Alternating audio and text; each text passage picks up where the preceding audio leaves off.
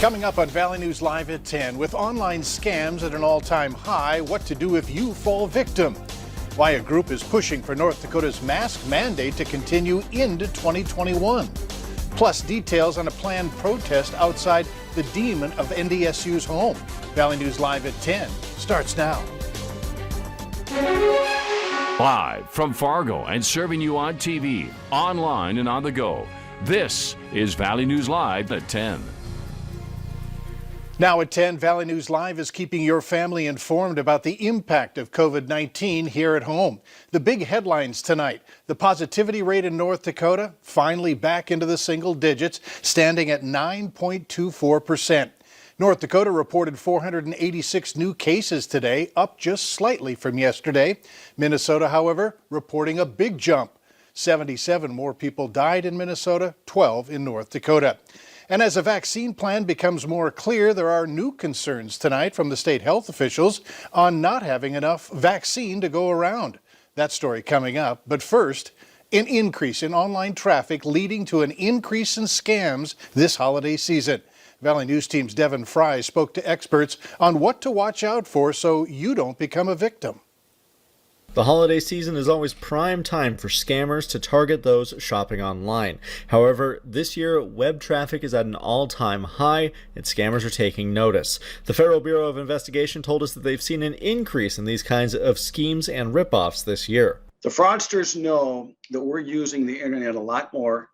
It's where a lot of people are rushing, or they're rushed, or they're distracted for good reason in 2020, and they'll take advantage of that if they can. The Moorhead Police also posted a warning about being cautious while shopping online this year. Captain Derek Swenson told us that while these scams are affecting local people, the suspects are usually located much farther away. A lot of it's going to be online, is going to be overseas, which is extremely hard to ever find that suspect and to be able to prosecute and actually get that restitution back to that victim and their money back. One scam you may be running into this holiday season is individuals selling hot gift items such as the new PlayStation or Xbox consoles for a lower price. A recurring theme we've had in our conversations is that if a deal seems too good to be true, it probably is. And all of a sudden there's a company that's advertising that they have the availability to purchase that Xbox or whatever else they may be looking for. So if that deal looks too good to be true, really take time to look at it. Some tips to avoid getting caught up in these scams are to only use reputable sites, check receipts and bank statements regularly, and use a credit card rather than a debit card because credit cards offer more protection. If you do give your information to one of those scammers, it's important to act quickly and contact your bank and the authorities. You're providing us details of things that might be a little piece of information that helps us in an investigation or helps us discover a fraudster. Any little piece of information we want so we can kind of connect the dots on things and try to take care of some of these problems. Reporting from Fargo, Devin Fry, Valley News Live. And for more information on what to do if you think you've been scammed, open our VNL app and click on this story. Not enough vaccine to go around? That's the latest today from North Dakota's health leaders.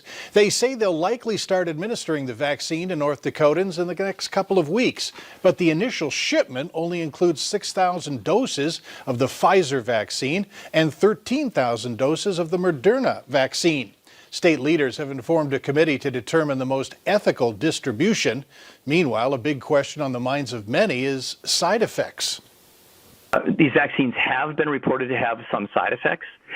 Both vaccines have been noted to cause some short-term side effects like fever, headache, fatigue, a sore arm. This is probably a little bit more than we might see, for example, with a typical flu shot.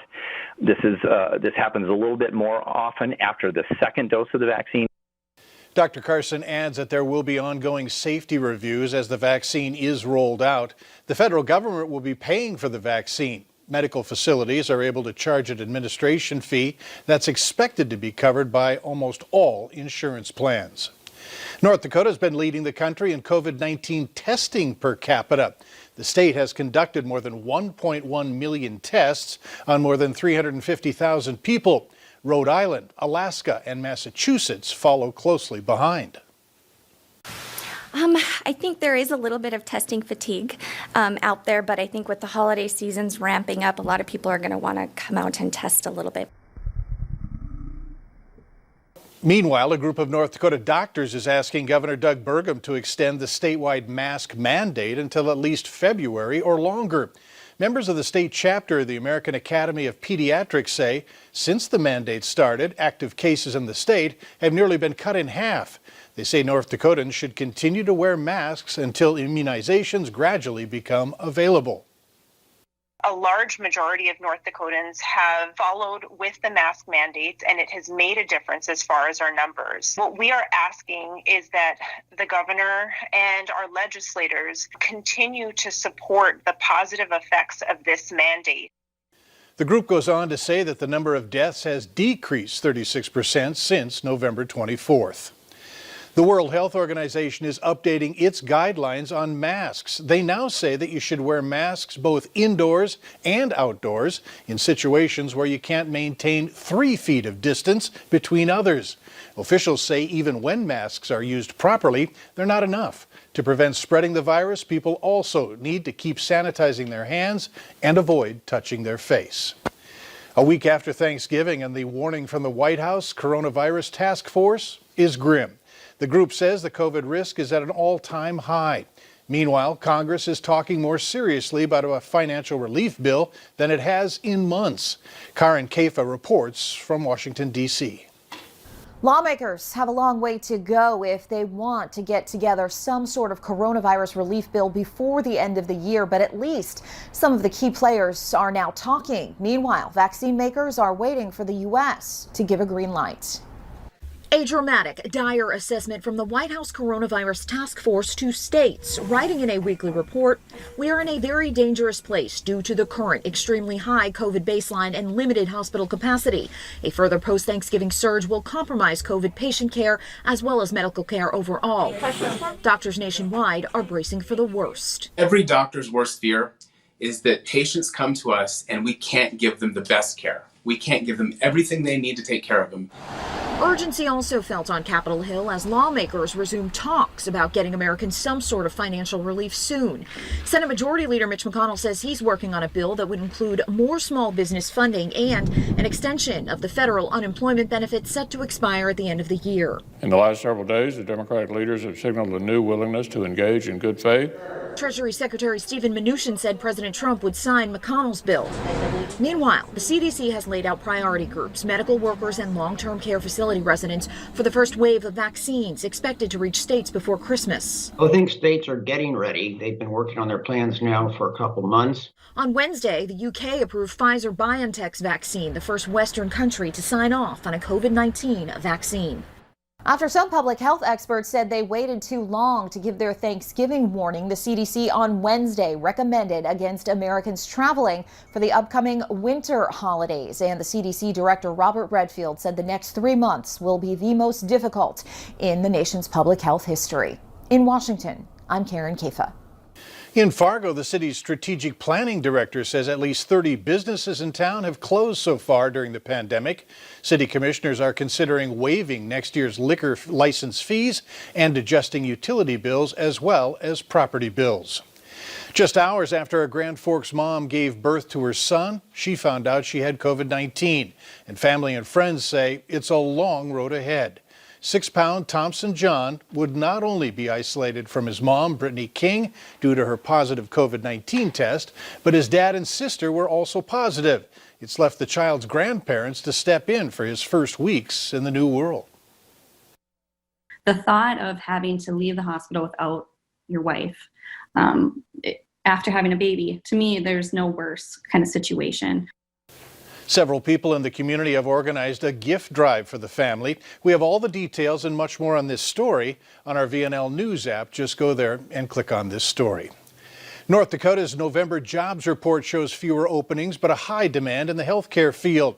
In November, North Dakota had almost 13,000 job openings. 3,000 are in the healthcare practitioners and technical category. The overall number of job listings is down about 11% from this time last year. Black Lives Matter group members in Fargo are planning to protest outside the home of NDSU President Dean Brashani later this week, demanding more accountability. This comes after a racist Snapchat group surfaced, including students from NDSU and some claiming the school didn't go far enough. We spoke with a representative from a group planning to join the protests. Beautiful that so many people hopped on board right away. It's beautiful that so many people support our cause of literally being treated equally. It's something that shouldn't have to happen. But like, here we are having a protest for something so sad. The protests are planned for Friday and Saturday, each beginning at 2 p.m. In an Instagram report, they write the school, quote, said that they has made it very clear that this is our only option if we want something to be done. Later on Valley News Live at 10, still to come, art from students in Kindred will be on the national stage ahead of tomorrow's Christmas tree lighting. But first, a lot of sunshine and even a slight warming trend in the forecast. Hutch Johnson breaks it down for us in a couple of minutes.